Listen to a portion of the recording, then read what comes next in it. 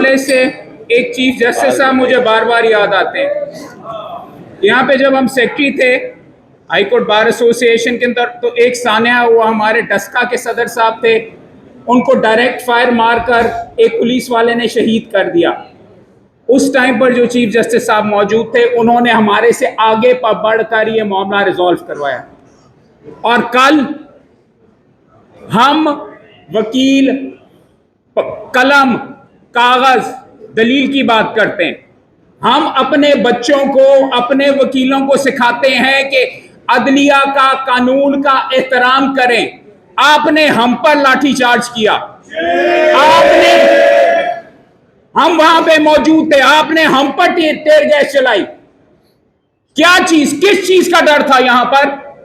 आज हम यहां पे मौजूद हैं, एक गमला टूटा, या आज सारे के सारे वकील यहां पर, कल जिसके लिए पुलिस की आपको जरूरत थी, आज भी हम यहां पे मौजूद हैं, आज भी हम कानून की कर रहे हैं। हम दलील से बात करते हैं, हम हक बोलते हैं, हम सच बोलते हैं।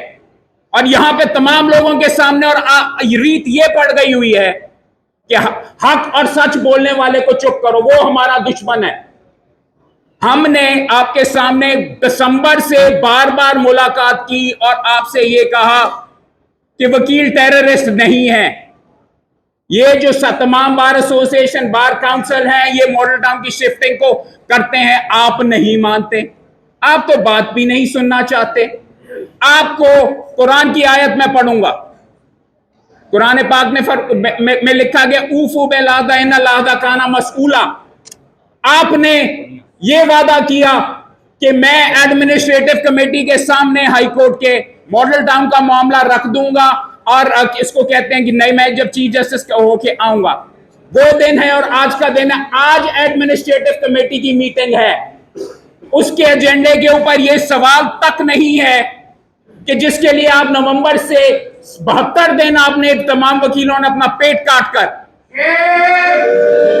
स्ट्राइक की। फिर मुझे डस्का की याद आती है। आपका काम है फैसले करना, सियासी चीजों के अंदर, और वकीलों के खिलाफ खड़ा होना नहीं। डस्का वाले जो साहब थे, उसके अंदर जिस पुलिस वाले ने कत्ल किया, उसको डेथ पेनल्टी हुई। आज 8वां साल है, अपील आपके पास पड़ी है।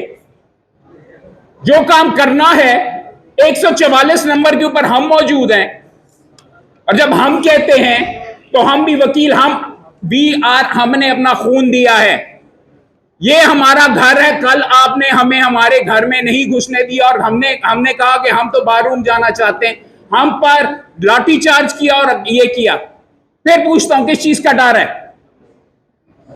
यहां पे बैठ के क्या आसमान गिर गया?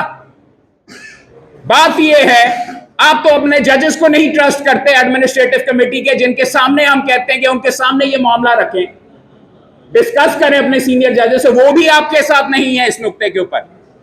बट जिद है, अना है, और सच्ची बात यह है, और तमाम दोस्तों के सामने मैं ये फरमाता हूं, फरमाता नहीं, कहता हूं, नहीं फरमाता नहीं। आम वकील ने 72 दिन स्ट्राइक करके अपने बच्चों का रोजी रोटी रोककर आपको बताया।